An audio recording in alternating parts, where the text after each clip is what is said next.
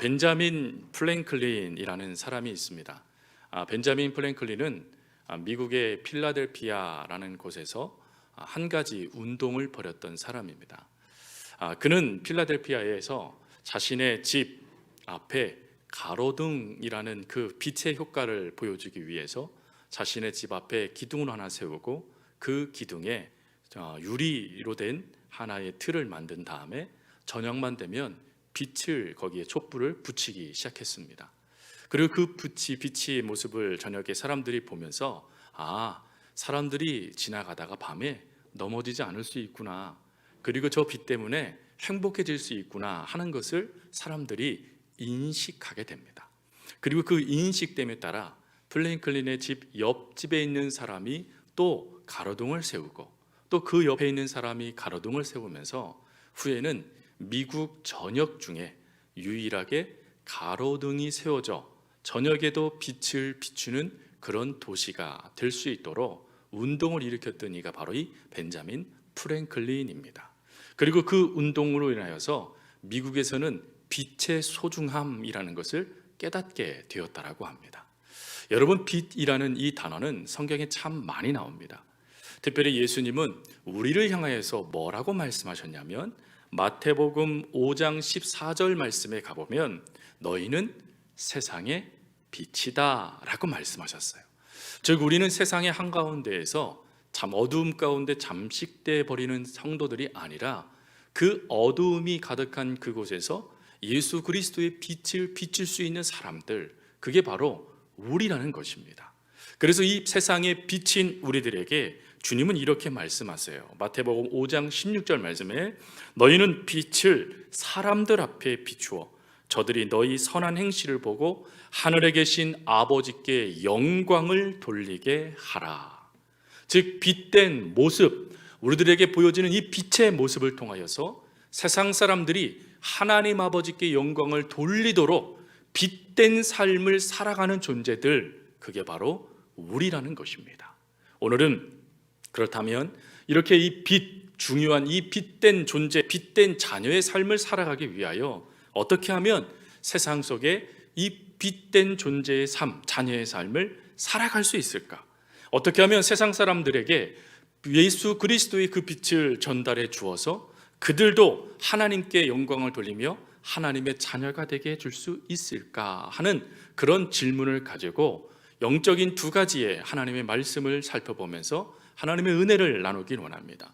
특별히 이제 이 땅을 살아가게 되어질 청년들이 살아갈 이 땅의 모습을 목회 칼럼에도 실어져 있지만 참 암담함이라고 표현할 수밖에 없는 현실 속에 어떻게 하면 살아가는 청년들이 암담함 가운데 잠식당하지 않고 빛된 모습으로 세상 속에 따스함, 세상 속에 위로, 세상 속에 빛을 발하는 그리스도인으로 설 수 있을 것인가? 또 어떻게 하면 믿음의 선배인 우리 장년부들이 하나님 은혜 가운데 이 빛된 사명을 놓치지 않고 살아갈 수 있을 것인가? 라는 것에 대한 은혜를 함께 나누길 원합니다. 첫 번째, 우리가 이 빛된 빛의 자녀의 삶을 살아가기 위하여 하나님 우리들에게 주신 첫 번째 비결은 먼저 빛을 받아야 한다라는 것입니다. 질문을 하나 드리겠습니다. 여러분들은 빛을 받으셨습니까? 아직도 안 받으셨습니까? 언젠가 받으실 겁니까? 이 빛이라는 이 질문이 사실은 우리가 예수님을 믿느냐라는 질문과 동일하게 던질 수 있는 질문입니다. 왜 그렇습니까?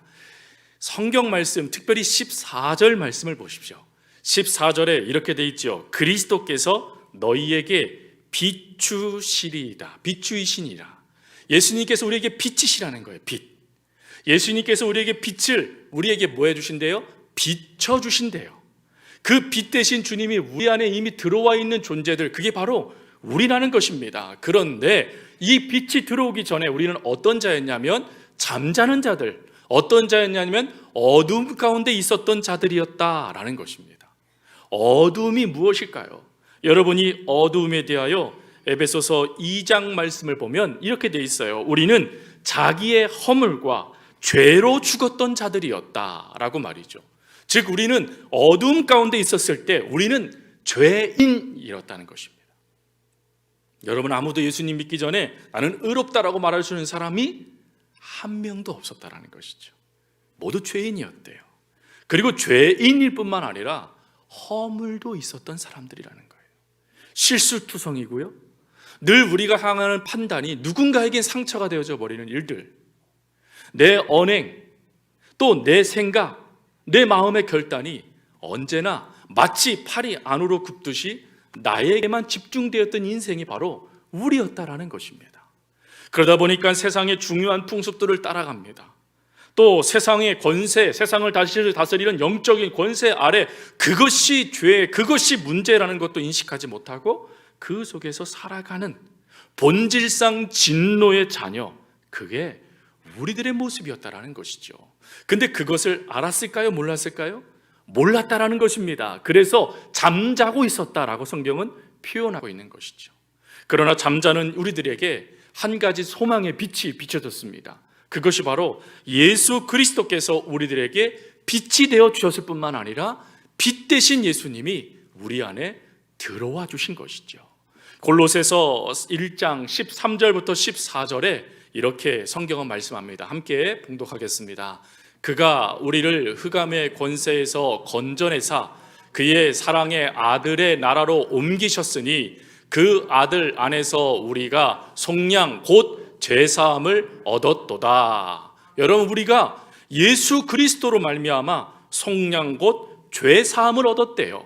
즉 우리 속에 빛이 무엇인지도 알지 못했던 우리 속에 예수 그리스도의 그 빛이 들어와 줌을 말미암아 어둠이 물러났고, 그리고 더 이상 우리는 죄의 자녀가 아니라 하나님의 자녀로 옮겨졌으며, 그리고 하나님의 은혜 가운데 영원한 삶을 살아갈 수 있는 길이 열려진 사람들, 그게 바로 우리라는 것입니다. 그러니 여러분, 예전에 그런 말씀을 드렸죠. 우리가 예수님을 믿어가면 믿어갈수록, 우리가 하나님을 알아가면 알아갈수록 우리는 반드시 달라진다라고 말씀을 드렸어요.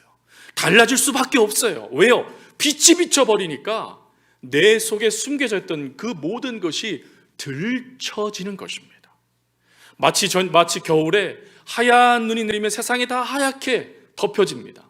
그러나 해가 떠오르면 어떻게 되죠? 하얗다 말하는 세상 속에 수많은 오염물들이 보여지지 않습니까? 수많은 쓰레기들이 보여지지 않습니까? 그게 우리들의 모습이었다라는 것이에요.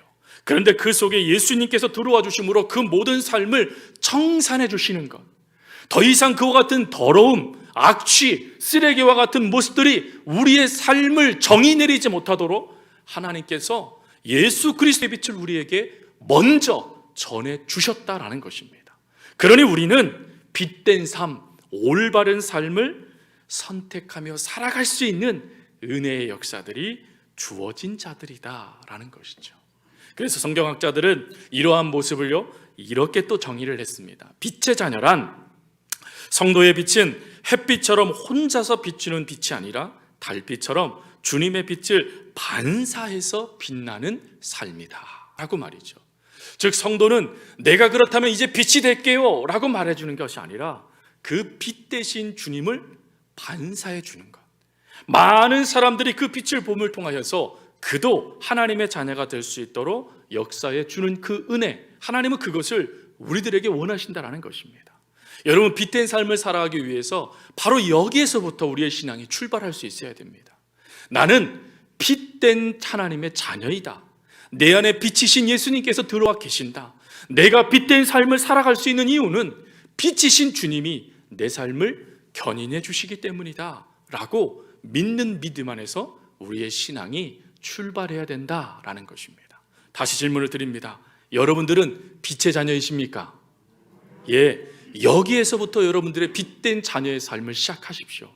내가 누군가라는 이 정체성을 분명하게 확인하고 그 다음에서부터 내 힘으로 또 살아가겠다라고 하지 말고 빛 대신 주님이 찾아와 주셔서 내 안에 계신 그 주님의 모습을 많은 사람들에게 반사하는 삶을 살아가겠다라고 다짐하는 은혜가 있길 바랍니다. 그럼 두 번째 영적인 비밀은 뭘까? 그것은 조금 전에 말씀드린 대로 빛을 먼저 받은 자녀들은 빛된 자녀의 삶을 살아야 된다라는 것입니다.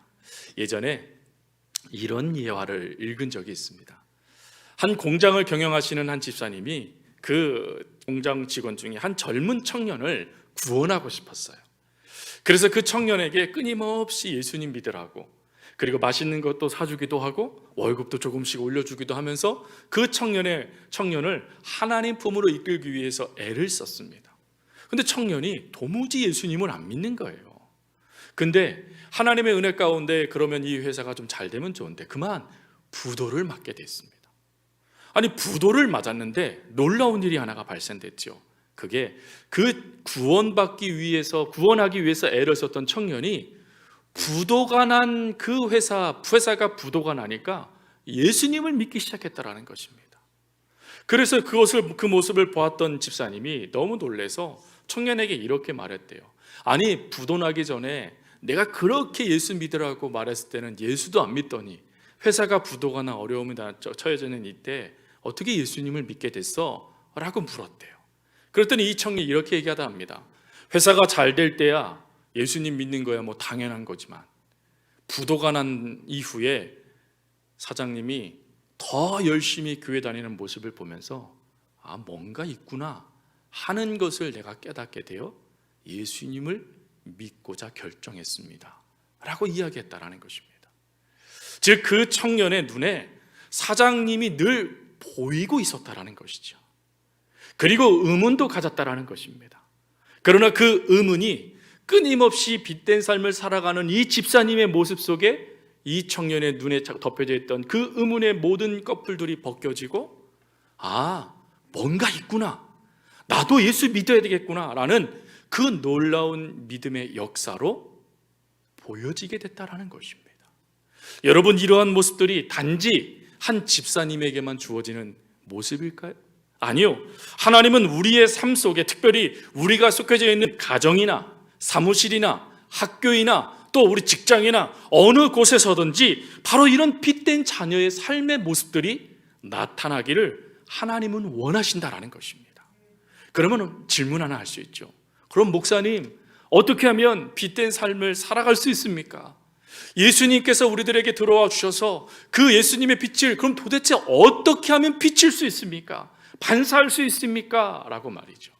여러분, 이거에 대해서 오늘 9절은 우리들에게 다음과 같이 말씀하세요. 같이 한번 읽겠습니다.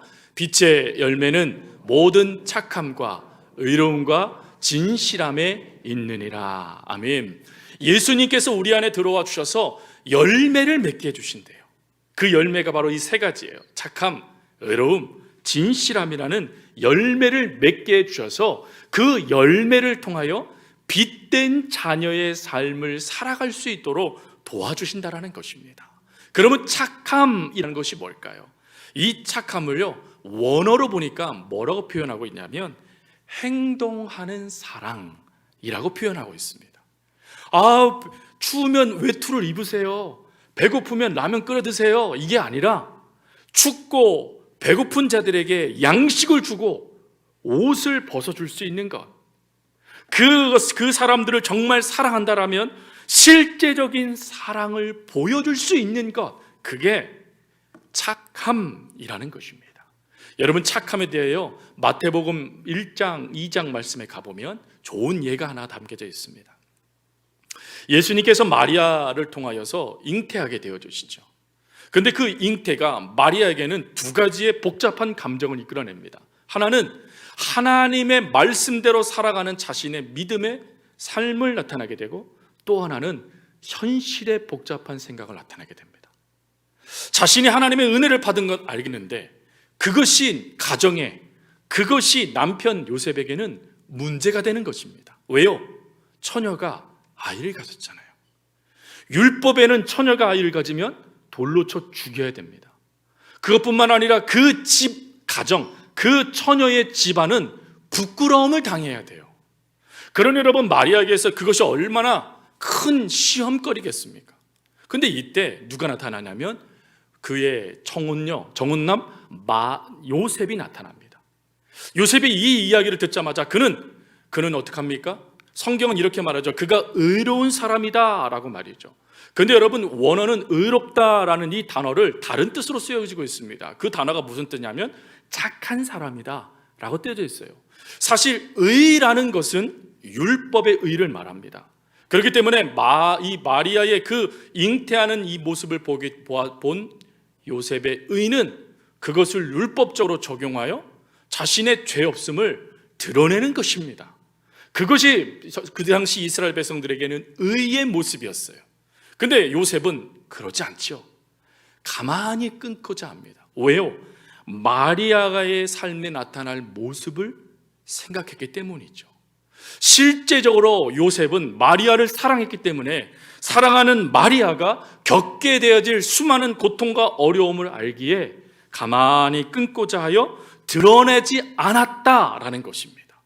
여러분, 이 모습을 성경은 뭐라고 평가하시냐면 저는 의로운 사람, 착한 사람이었다라고 성경은 말씀하신다는 것이죠. 또 한 사람을 소개하면 바나바를 들 수 있습니다. 여러분, 바나바는 사울이었던 바울을 예루살렘 교회에 소개시켜준 사람이죠. 근데 이 바나바에 대한 성경의 평가는 몇 가지가 있습니다. 첫 번째로는 바나바를 뭐라고 평가하냐면 성령과 믿음이 충만한 사람이었다라고 평가해요. 근데 이 성령과 믿음이 충만하니까 한 가지 그에게 나타나는 모습이 있는데 그는 착한 사람이었다라는 것입니다. 즉 바나바가 수많은 사람들을 세워나가고 바나바가 예루살렘 공의회에서 많은 이들에게 영적인 영향력을 이끌 수 있었던 것은 믿음과 성령만 충만했기 때문이 아니라 착한 사람이었기 때문이었다는 것입니다. 즉 저에게 선한 영향력이 많은 사람들을 감동시킬 수 있는 그런 영적인 인물이었다는 것입니다. 사실 이 부분을 볼 때 우리가 조금 부족함을 느끼기도 하죠. 왜 그렇습니까? 착하기는 한데 믿음이 없는 사람이 있고 또 착하고 잘 또 성령에 충만한 것 같은데 역시 또 믿음이 없고 성령은 충만한 것 같은데 착하진 또 않고 여러분 이런 모습들이 우리들 가운데 여기저기에서 나타나니까 그 모습 때문에 우리가 참 힘든 것 아니겠습니까? 근데 바나바는 착하기도 했고 성령에 충만하기도 했고 믿음도 있었대요. 즉 하나님도 사랑했고 내 이웃도 삶으로 사랑했던 인물이 바로 바나바였다라는 것입니다. 그 영향력에 바울이 세워지고 그 영향력에 이방인의 교회들이 세워지기 시작한 것이다 라는 것입니다. 사랑하는 성도 여러분, 세상은 우리들의 믿음의 모습, 성령의 충만한 모습은 무엇인지 알지 못합니다. 그러나 우리들 속에 보여지는 착함, 선이라는 그 모습은 알고 있다는 것입니다. 우리가 세상은 믿음과 성령으로 세상은 뒤엎을 수는 없습니다. 그러나 우리들의 삶 속에 주어지는 믿는 자의 선, 성령 충만한 자의 선, 착함의 모습은 충분히 세상을 감동시킬 수 있다는 것입니다. 그래서 하나님은 우리들에게 말씀하시는 거예요. 너희들이 빛의 자녀라면 착함, 선, 그것을 사람들이 볼 수 있도록 해주어라. 그리하면 세상 사람들은 너의 착한 행실을 보고 하늘에 계신 너희 아버지께 영광을 돌릴 것이니라. 성경은 말씀해 주시지 않습니까? 사랑하는 성도 여러분, 세상을, 여러분들의 이웃을 사랑하십니까? 여러분들에게 이웃 중에 최고의 이웃은 누굽니까? 남편들에게는 아내, 아내들에게는 남편, 부모에게는 자녀, 자녀에게는 부모, 최고의 이웃이죠. 여러분 정말로 내 이웃을 사랑하십니까? 어째 아멘을 안 하세요? 생각해 보니까 막 뜨끔하세요? 여러분 사랑하시잖아요. 단지 그 선한 영향력이 제대로 표현되지 못한 것 뿐이지 않습니까? 여러분 오늘 우리 결단했으면 좋겠어요. 하나님, 빛 대신 예수님이 들어오시면 그 빛 대신 예수님이 선한 영향력이 되어져 사람들을 감동시킬 수 있다라는데, 그렇다면 하나님, 그것이 먼 곳에 있는 내 지인들, 이웃들에게 먼저 나타나기 전에 그것이 내 옆에 가장 나와 지근거리에서 나와 함께하고 있는 내 가족들에게 나타나게 해주세요. 사랑하기에 설거지 해주고, 사랑하기에 바가지 10번 긁고, 한 번만 긁고, 사랑하기에 부모님 말씀 도무지 이해되지 않아도 예 하고 순종해주고, 사랑하기에 자녀들의 잘못된 모습이 보여줘도 토닥여줄 수 있는 그런 부모, 그러면서 그 선한 영향력 가운데 그 자녀, 그 부모, 남편, 아내가 달라지는 그 모습을 본 지인들이 무슨 일이 있어? 라고 물었을 때 하나님의 그 선한 영향력 아래에서 웃을 수 있는 그런 성도들의 가정이 되어진다면, 여러분 이 가정에 얼마나 큰 영향력을 미치겠습니까? 여러분 우리 서호교회가 이런 선한 영향력이 가득한 성도들이 모여있는 교회라면 여러분 이 지역사회가 얼마나 행복해질까요? 아니, 여러분들이 속해져 있는 그 공동체들이 달라지지 않겠습니까? 그 따뜻한 햇살과 같은 하나님의 은혜의 선한 영향력들이 그들도 하나님을 볼 수 있도록 만들지 않겠습니까? 하나님, 오늘 우리들에게 원하세요. 너의 착한 행실을 보고 하늘에 계신 너의 아버지께 영광을 돌리게 해라. 여러분 이런 삶 우리 살아갈 수 있기를 주님의 이름으로 부탁드립니다. 그리고 두 번째, 의로움이라는 것입니다. 의로움. 여러분 의로움은 사람과 하나님 앞에서의 공평함을 말하는 것입니다. 사람과 하나님 앞에서. 고린도후서 5장 21절 말씀에 가보면 이 의로움을 이렇게 표현합니다. 하나님이 죄를 알지도 못하신 이를 우리를 대신하여 죄로 삼으신 것은 우리로 하여금 그 안에서 하나님의 의가 되게 하려 하심이라. 성경에서는 하나님의 의를 하나 이야기하시는데 그 의는 예수 그리스도가 우리를 위하여 십자가에서 달려 돌아가신 사건, 그리하여 그 사건을 통하여서 우리가 하나님의 의가 되도록 만들어주셨던 그 사건을 말씀하세요. 즉 이 모습을 신학자들은 이렇게 얘기합니다. 성경에서 말씀하시는 의, 하나님이 말씀하시는 의란 그리스도인다운 것이다 라고 말이죠. 하나님의 의는 하나님다우신 거라는 거예요. 그런데 우리 그리스도인들의 의는 그리스도인다운 의가 나타나야 된다는 것입니다. 이 의가 뭘까? 생각해 보니까 나 예수 믿는 사람입니다 라고 당당하게 이야기하면서 사람들에게 그 영적인 영향력을 미치는 거라고 생각이 들었어요. 그리고는 생각할 때 예전에요, 제가 아주 감명 깊게 봤던 한 드라마의 모습이 기억이 나더라고요. 여러분 2002년도에 개봉한 드라마 중에 야인시대라는 게 있었습니다. 아마 이 야인시대 아마 아시는 분들은 2002년도에 월드컵 때 우리가 열심히 응원했던 분들이시죠. 여러분 야인시대에 어떤 사건이 있었냐면 이 한 주인공이었던 시라소니라는 주인공이 있어요. 근데 이 주인공이요, 그 옆에 있었던 한 사람, 즉 이정재가 중심이 됐던 한 파의 동대문 파에 의해서 이 병원에서 그만 테러를 당하게 돼요. 이 테러를 당해서 이 재판장에서 이제 증인으로 출석하게 되어지는데 이 시라소니가 그 이정재를 이미 용서하고 있는 거예요. 저 사람은 절대 저럴 수 없습니다 하면서 그 사람을 용서하며 변호를 하는 거예요. 그랬더니 판사가요 화가 나가지고 이 시라소니에게 이렇게 말합니다. 너 솔직하게 얘기하지 않으면 너에게도 죄를 물을 거야. 그랬더니 여러분 제가 왜 감동했는지 여러분 기억나실 거예요. 그랬더니 갑작스럽게 시라소니가요 성경책을 딱 이렇게 들고 이렇게 외치는 거예요. 내래 그리스도인입니다. 그리스도인은 거짓말하지 않습니다 라고 딱 이야기하는 것입니다. 그랬더니 이 재판장이 가만히 있는 거예요. 아무 말도 하지 않아요. 여러분 내가 그리스도인입니다 라고 말했을 때 그리스도인들은 이런 사람이지 라는 것이 사람들에게 인식됐던 시대가 있었다라는 것이죠. 내가 예수님 믿기 때문에 나 거짓말하지 않습니다 라고 말하면 그렇지, 저 사람은 예수님 믿는 사람이 거짓말할 수 없지 라고 사람들이 믿고 있었던 시대가 있었다라는 것이죠. 근데 오늘날에는요, 여러분 우리들은 하나님께서 오늘날 우리들의 모습을 보며 자책하라고 말씀하시는 게 오늘 말씀의 주제가 아닙니다. 오늘 우리들에게 하나님께서 빛의 자녀의 의로움을 말씀하시는 것은 나는 그리스도인입니다 라고 말해줬을 때 사람들이 믿을 수 있는 그 거짓됨 없는 진실한 모습들이 우리들 가운데 하나님은 나타나기를 원하신다라는 것이에요. 겉과 속이 다른 것이 아니라 겉과 속이 늘 한결같아 저 사람은 늘 저런 사람이지, 그래 내가 저 사람은 믿을 수 있어 라고 말해줄 수 있는 신앙의 인격을 갖춘 것, 그게 바로 의로움이라는 것입니다.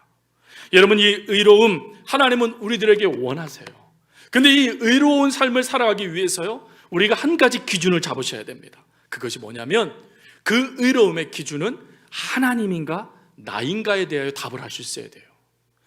하나님이 모든 의로움의 기준이 되어야 됩니다. 즉 하나님의 말씀이 여러분들의 의를 나타내는 기준이 되어야 된다는 것이죠. 여기에 실패한 한 왕이 있습니다. 그게 사울 왕입니다. 여러분, 사울 왕이요, 아말렉과의 전쟁을 합니다. 그때 하나님 뭐라고 말씀하시냐면 진멸하라라고 말씀을 하세요. 근데 아말렉과의 전쟁 가운데 보니 살찐 양들이 많은 거예요. 하나님 바보처럼 왜 이런 명령을 내리셔, 왜 낭비하셔 하는 생각이 사울 왕에게 밀고 들어와 버립니다. 그런데 그 결과가 어떻게 됐을까요? 성경은 이렇게 말씀하세요. 하나님이 그를 버리시기로 작정하셨다. 내 안의 의로는 하나님의 말씀을 거부하게 만들어 버립니다. 왜요? 우리는 죄된 인성, 죄된 속성을 갖고 있는 사람들이지 않습니까? 그러니 하나님의 말씀을 우리는 늘 물리쳐 버리려고 애를 써요. 그게 우리들의 모습이에요. 아니, 애쓰지 않아도 그렇게 되는 인생이에요. 그래서 성경은 우리에게 뭐라고 말해요? 힘써서 하나님을 알아야 된대요. 힘써서 주의 말씀을 붙잡아야 된대요. 최선을 다하여 하나님의 말씀 안에 서야 된대요. 그게 하나님께서 우리들에게 원하시는 거예요. 그 의의 모습, 그 기준을 가지고 살아갈 때 세상은 내가 그리스도인입니다 라고 말해줬을 때 그것을 믿고 그 영적인 영향력 아래서 하나님을 보게 된다는 것입니다. 사랑하는 성도 여러분, 어떠십니까? 나는 그리스도인입니다. 그럼 지금부터 나 이제 차에다가 나는 그리스도인 붙여야지. 나는 이제 핸드폰에다가 나는 그리스도인이라고 탁 해야지. 여러분, 그러면 그리스도인이 됩니까? 아니요. 빛 대신 예수님이 여러분들에게 역사하시는 그것을 그대로 뭐 하면 되죠? 지난주에 이런 단어를 썼습니다. 순복하시면 돼요. 하나님의 말씀을 그대로 살아가시면 돼요. 그러면 세상은 여러분 속에서 의로움을 발견하게 된다는 것입니다. 하나님은 그걸 우리들에게 원하십니다. 지금까지 여러분 삶이 어떤 삶인지, 물론 그것이 여러분들의 삶의 지금을 결정하고 있는다 할지라도 하나님은 앞으로 여러분들의 삶에 그 의로움이 드러나는 삶을 살아가기를 하나님은 원하십니다. 여러분, 결단하실 수 있길 바랍니다. 하나님의 말씀 안에서 하나님, 내가 예수 믿는 사람입니다 라고 말할 수 있을 정도로 겉과 속이 일치가 돼요. 많은 사람들에게 그 영향력을 미칠 수 있는 하나님의 사람이 되겠습니다. 여러분, 결단할 수 있길 바랍니다. 그리고 마지막 한 가지가 더 있습니다. 그것이 진실함이라는 것입니다. 여러분, 이 진실함, 속임수가 없다라는 것이죠. 이 진실함에 대하여 성경 가운데 특별히 예수님의 말씀, 예수님께서 행하셨던 사건 하나를 우리가 기억할 수 있습니다. 예수님께서 예루살렘 성에 입성하시기 전에 시장하셨어요. 그러다 보니까 무화과 나무가 있었네요. 그래서 그 무화과 나무를 보면서 예수님이 제자들에게 말씀하시죠. 가서 열매를 좀 따와라. 그런데 가봤더니 열매가 없는 거예요. 그랬더니 주님이 뭐라고 말씀하시죠? 너 지금부터 열매를 맺을 수 없을 거야 라고 저주해 버리세요. 성경은 이렇게 표현합니다. 즉시 말랐더라. 근데 그 즉시 말랐더라 라는 이 사건의 역사가 나타나 결론이 되기 전에 성경은 이런 표현을 뒀습니다. 아직 때가 이르지 않았다. 아직 무화과가 열매를 맺을 때가 아니라는 것입니다. 그런데 예수님이 그 열매를 맺을 때도 아닌 무화과를 저주해서 그 나무를 죽이신 거예요. 그러니 우리가 오해할 수 있지 않겠습니까? 근데 이것은 진실함의 모습과 연결시켜서 설명하시는 거예요. 무화과는 저희 교회도 이 무화과 나무가 말라 죽기 전에 아주 달콤한 열매를 여는 무화과가 있었지 않습니까? 여러분이 무화과의 특징이 있어요. 그게 뭐죠? 잎만 나오는 게 아니라 잎이 나올 때 반드시 열매가 먼저 나온다는 것입니다. 열매가 나오기 시작할 때 잎이 퍼지기 시작해요. 근데 잎이 있다는 것은 결론은 열매가 있어야 된다는 걸 의미하는 것입니다. 근데 풍성함은 드러냈지만 뭐가 없다는 거예요. 열매가 없는 인생이었다는 거예요. 겉으로는 화려한 모습처럼 보이지만 속은 텅텅 비어 있는 것, 그것을 하나님께서 경고하시고 있는 것입니다. 여러분, 이런 모습들 우리 속에 있지 않을까요? 겉으로는 예수님의 모습을 보이는 것처럼 보이지만 속에는 예수가 없는 모습, 여러분 우리들에게는 없을까요? 그래서 하나님은 이 모습을 우리 속에서 사라지게 하시기 위해서 너 진실해라 라고 하나님께서 우리들에게 요청하고 계시는 것입니다. 여러분, 진실하기 위해서 우리 속에서 하나님은 역사하세요. 우리 속에 이 진실함의 모습들이 나타나기 위해서 하나님은 지금도 저희 속에서 움직이고 계십니다. 성령은 말할 수 없는 탄식으로 우리를 위해서 간구하신대요. 그것뿐입니까? 우리가 잘못된 행동, 잘못된 생각, 잘못된 것들을 마음에 품을 때 성령님은 우리 속에서 움직이기 시작해요. 왜요? 그것이 하나님의 진실함을 무너뜨리거든요. 그래서 진실함의 모습이 나타나기 위해서 주님은 끊임없이 우리 속에서 하나님의 역사를 드러내신다라는 것입니다.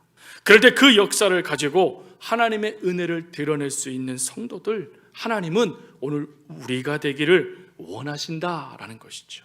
성경에 나다니엘이라는 제자가 있습니다. 여러분, 이 나다니엘을 대해서 예수님은 뭐라고 말합니까? 저는 참 이스라엘 사람이라 그 속에 간사함이 없느니라 라고 말씀하세요. 즉, 그 속에요 다른 뜻이 품어져 있지 않다라는 거예요. 늘 한결같다라는 거예요. 다른 것을 추구하지 않는다는 거예요. 늘 한결같이 하나님만을 드러낸다는 것입니다. 하나님 이걸 우리들에게 원하세요. 또 사도 바울은 디모데에게 이렇게 말하지요. 뜻을 같이하여 너희 사상을 진실히 생각하는 자가 이밖에 없다. 정말로 사랑해서 자신의 모든 건 내어놓을 수 있었던 그 사역자가 바로 디모데였다라는 것입니다. 여러분, 이런 성도들이 가득한 교회 얼마나 행복할까요? 이런 성도들과 함께 예배드릴 수 있는 그 성도들의 그 은혜가 얼마나 클까요? 성도들에게 성도들이 사랑합니다 라고 말할 때 그 속에 그 사랑의 진실함으로 내 안에 밀고 들어오는 거예요. 그 누군가가 내 앞에 손을 딱 잡아줬는데 그 진실한 사람의 그 손길의 따뜻함이 내 영혼을 회복시켜주는 거예요. 누군가가 뒤에서 얘기해 주는 거예요. 집사님 힘내세요 라고 말하는 그 말에 진실함, 정말 저 사람이 나에게 힘내기를 원하고 있구나라는 그 마음이 우리 속에 다가온다라면 여러분, 우리가 얼마나 힘이 날까요? 하나님 그걸 우리들에게 원하신다는 거예요. 하나님 그런 모습들이 우리 가운데 나타나길 바라신다는 거예요. 립 서비스가 아니라 진실함으로 그런 모습들이 우리 가운데 나타나기를 하나님은 원하세요. 아니, 왜 그래야 됩니까? 우리는 하나님께서 빛의 자녀로 불러주셨기 때문입니다. 말씀을 마칩니다. 여러분, 빛을 비치는 데에는 여러 가지 방법이 있습니다. 촛불이 되어져서 빛을 활활 비칠 수도 있습니다. 그리고 또한 빛을 반사하는 빛이 될 수도 있습니다. 여러분, 하나님은 여러분들에게 이제 그럼 내가 한번 이런 빛이 돼야 되지라고 결단하길 원하시는 것이 아니에요. 열매는 맺게 해주시는 이가 있습니다. 그 맺게 해주신 이에 따라 순종하며 그 열매를 맺어나가면 되는 것입니다. 즉, 우리는 내가 촛불의 인생에 대해서 빛을 비치겠다라고 다짐하는 이 시간이 아니라 하나님, 내가 이제 빛 대신 예수님의 그 빛을 세상에 반사하는 사람이 되겠습니다. 빛 대신 예수님의 그 놀라우신 사랑을 세상에 전달해주는 사람이 되겠습니다 라는 결단을 하나님은 오늘 우리들이 하기를 원하십니다. 말씀 마무리하며 오늘 말씀의 제목이 이렇습니다. 빛의 자녀들처럼 행해라. 여러분, 행하다라는 이 단어는 되게 하다라는 것입니다. 하나님이 되게 하실 겁니다. 하나님이 여러분 통해서 그 빛을 보여주실 겁니다. 그리고 그것을 통해서 세상 사람들이 여러분들을 통하여 하나님께 영광을 돌리게 해주실 것입니다. 그 은혜, 그 기쁨이 여러분 속에 간증이 되어줄 수 있기를 간절히 주님의 이름으로 부탁드립니다.